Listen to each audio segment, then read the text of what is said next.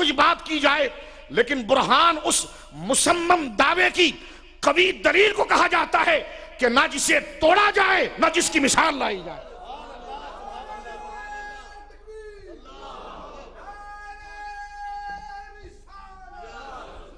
फरमाया मुस्तफा को बुरहान इसलिए कहा कि बुरहान उस मुसम्मम और उस मुसल्लम और उस मजबूत दलील को कहा जाता है कि जिसकी नजीर दुश्मन नहीं ला सकते, क्योंकि दलील दावे पर होती है। दावा अल्लाह एक है और दलील जनाब मुस्तफा है। तो फरमाया कि मुस्तफा बुरहान है, उनको रब ने बुरहान बनाया कि इन जैसा कोई हो ही नहीं सकता। जो कहे मुस्तफा का मिसल मुमकिन है, वो मुस्तफा को बुरहान मानने का मुनकिर है।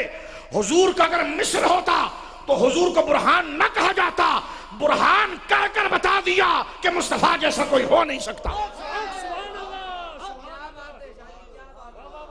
बुरहान कहकर यह बता दिया कि मुस्तफा जैसा कोई नहीं हो सकता। और मैं फिर जुमले दोहरा कर आगे बढ़ना जा रहा हूं।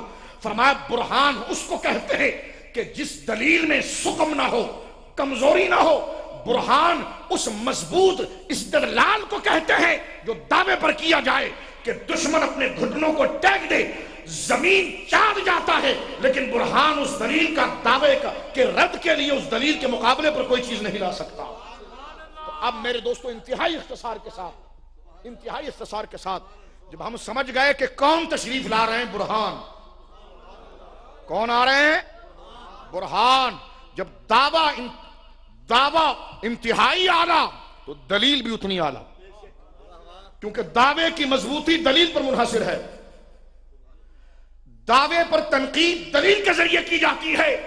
फरमाया महबूब जमीन और आसमान को हमने अपनी कुदरत और अपनी जात के मजाहिर बनाए हैं। लोग इस पर तो हर्फ निकाल सकते हैं, लेकिन ये कायनात को सब जमा करके और अंबिया की तबलीग के जुज़वी सिलसिले को इकट्ठा करके हमने तेरी जात में रख कर तुझे बुरहान आजम बना दिया है। बुरहान आजम बना दिया।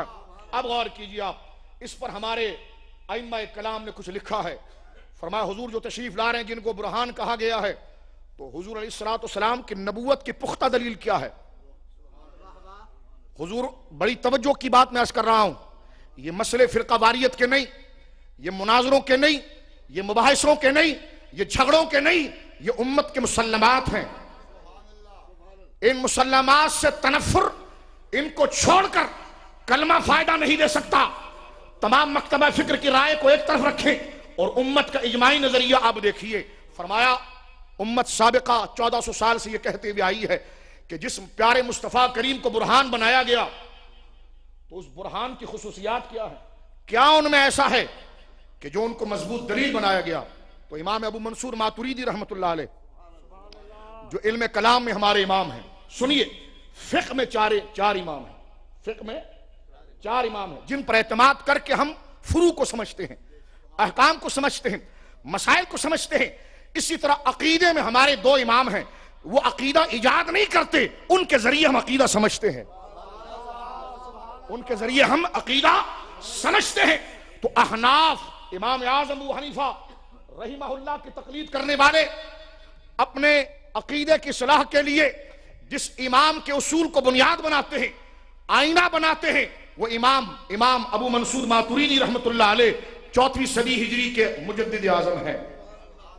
आप अपनी मुबारक किताब तौहीद के अंदर इस बात रिसालत मुस्तफ़ा पर बहस करते हुए बड़ी प्यारी बात लिखते हैं कि कैसे पता चले, और हुजूर को अगर बुरहान कहा गया है जो इंतहाई मजबूत दलील है कि जिसकी नजीर, जिसकी मिसल और जिसकी मिसाल नहीं लाई जा सकती, तो हुजूर अलैहिस्सलाम के अंदर ऐसे क्या खासियत है कि जिसकी बिना पर आपका लक़ब बुरहान रखा गया।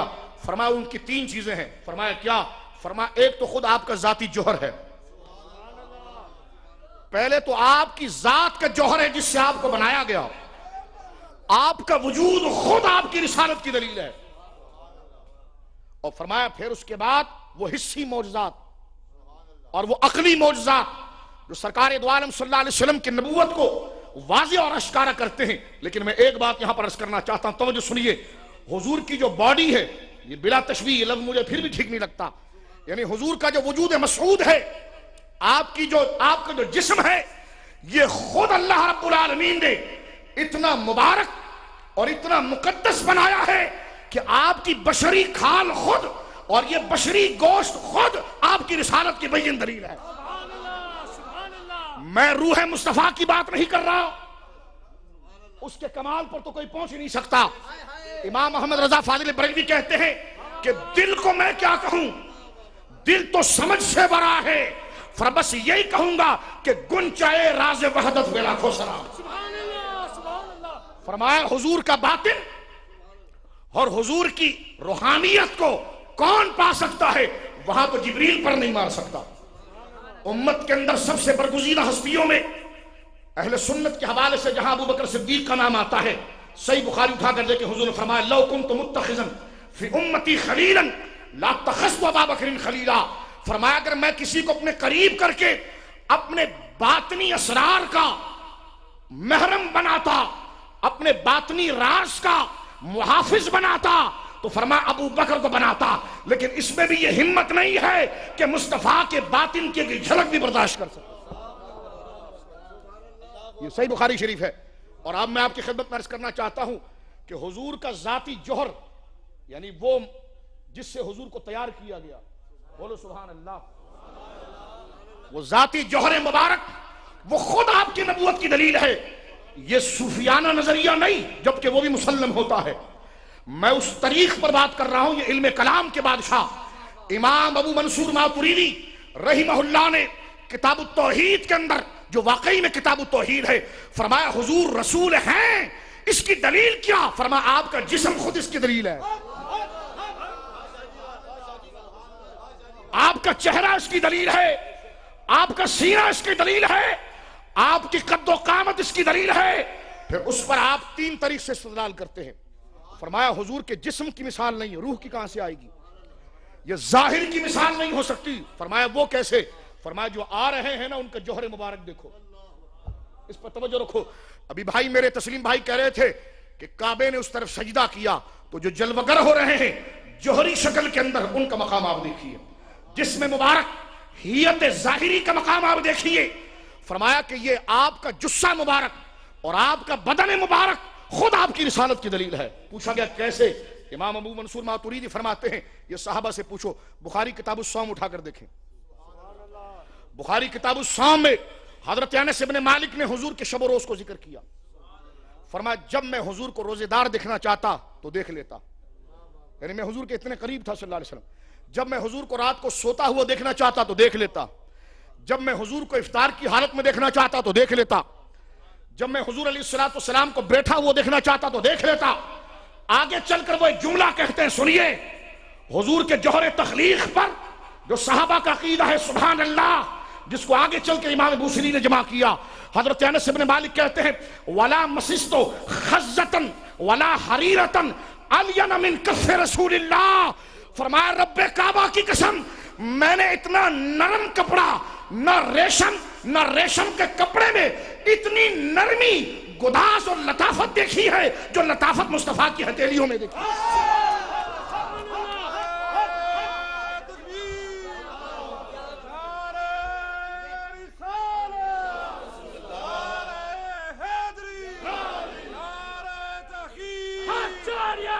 क्या कहेंगे आप अंग्रेजी में इसको कि डेलिकेट, इंतहाई बारीकी।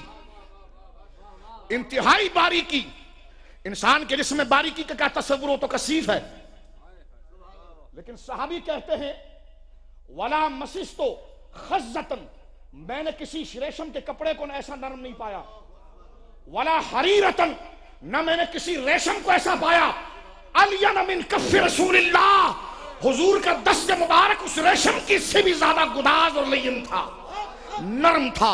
और आगे जिक्र फरमाते हैं वला शमम तो मिस्कतन वला अंबरतन अत्यब राहितम मिन राहियत रसूलिल्लाह।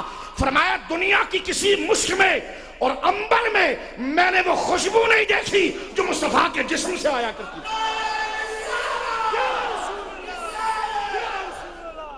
तवज्जो कीजिए, इस्तिदलाल में कर रहा हूं इस पर।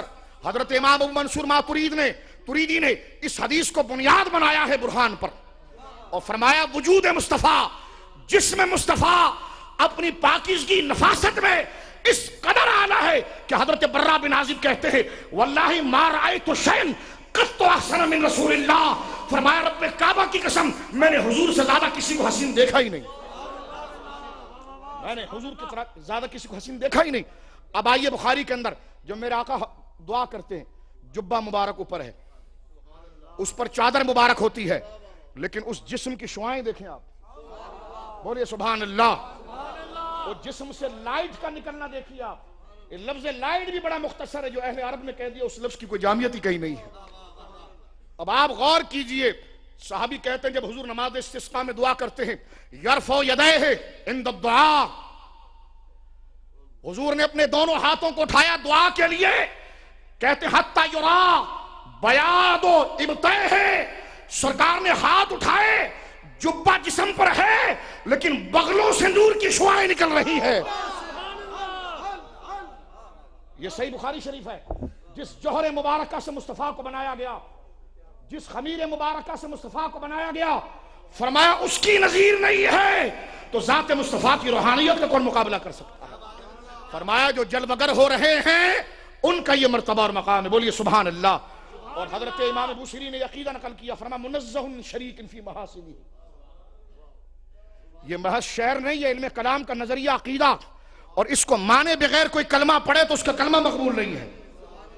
इमाम बुसीरी कहते हैं मुनज़्ज़हुन अन शरीकिन फी महासिनिही फजौहरुल हुस्न फीही गैर मुनक़सिमी, फरमाया हुजूर अल्लाह ने आपको ऐसा हसीन बनाया है, जो तशरीफ ला रहे हैं, फरमाया मुनज़्ज़हुन अन शरीकिन फी महासिनिही, हुजूर अपने हुस्न और जमाल में शरीक रखें, इससे अल्लाह ने पाक रखा है आपको।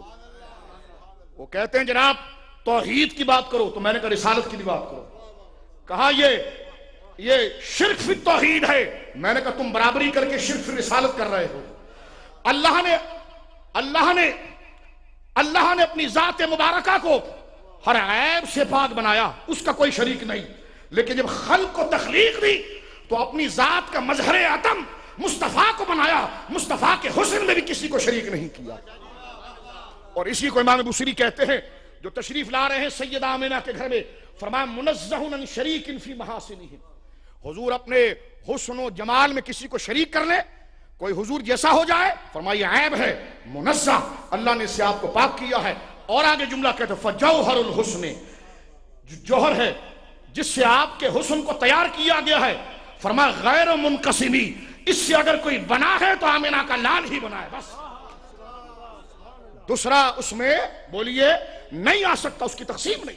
और मैं इख्तिसार के साथ एक दो जुमले मजीद अर्ज कर दूं, जब ये जौहर बाकायदा हजरत अब्दुल्ला की पुश्त अनवर से मेरी माँ की इज्जत कुर्बान हो, उनकी दहलीज पर मेरी माओं की माँ और कायनात की इज्जतों पर उनकी नालैन को खुदा ने बरकत और ऊंचाई अता फरमाई, सैयदा सिद्दीका आमिना बिनते वहब रज़ी अल्लाह तआला अन्हा, जब उनके सदफ़ अक़दस में हुजूर जलवगर हुए,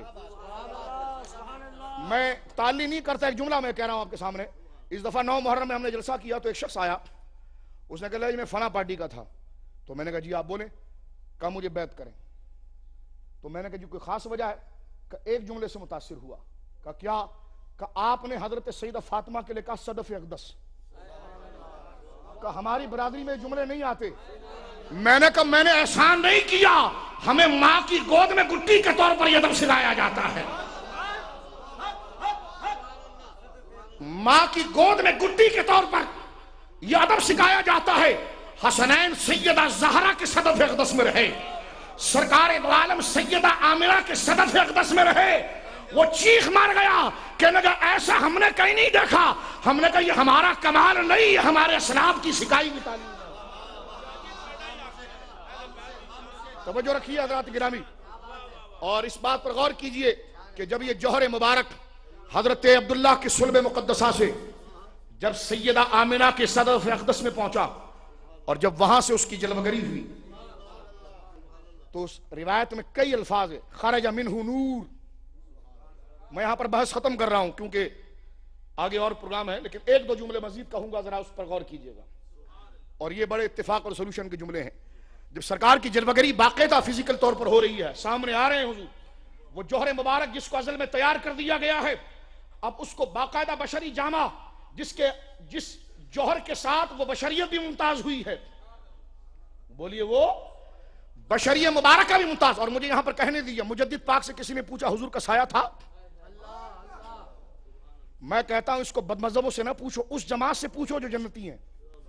सरकार मुजद्दिद अल-फ़सानी से किसी ने पूछा कि हुजूर के जिस्म का साया था, शैडो साया था, तो मुजद्दिद पाक फरमाते हैं साया उसका होता है जब जात से ज्यादा कोई चीज और नजीफ और लतीफ और नरम और नूर वाली हो जाए। फरमाया हुजूर का जिस्म इतना नूर वाला है कि इस जैसी कोई चीज ही नहीं है, तो उस पर कौन सा नूर असरअंदाज होगा। फरमाया हुजूर को खुदा ने ऐसा हुस्न कामिल दिया है कि सूरज की रोशनी भी आपके कदमों को चूमती है। जब सूरज अपने नूर के साथ हुजूर के जिस्म पर असरअंदाज ना हो सका कि जिस्म इतना नूरानी था, तो फिर साया आता कहां से?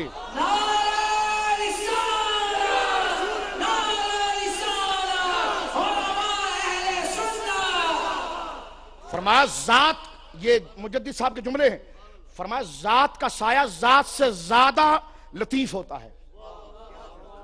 जात का साया जात से ज्यादा लतीफ होता है। फरमाया हुजूर के मुकाबले में कोई लतीफ है ही नहीं, सबसे नूर और पाकीज़ा आप हैं।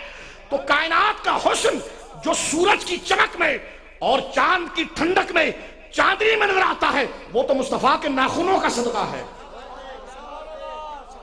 वो तो मुस्तफा करीम के नाखूनों का सदका है, जिसके नाखूनों की किरणें आफताब पर छलके उस जात पर कौन सा नूर से अंदाज होगा। फरमाया इसलिए आपका साया नहीं था, ये मुजद्दिद पाक कहते हैं। और एक जुमला सुनिए आप, हमारे उलमा ने यह मसला भी लिखा है कि जब बंदे की रूह निकलती है इंसान के जिस्म से,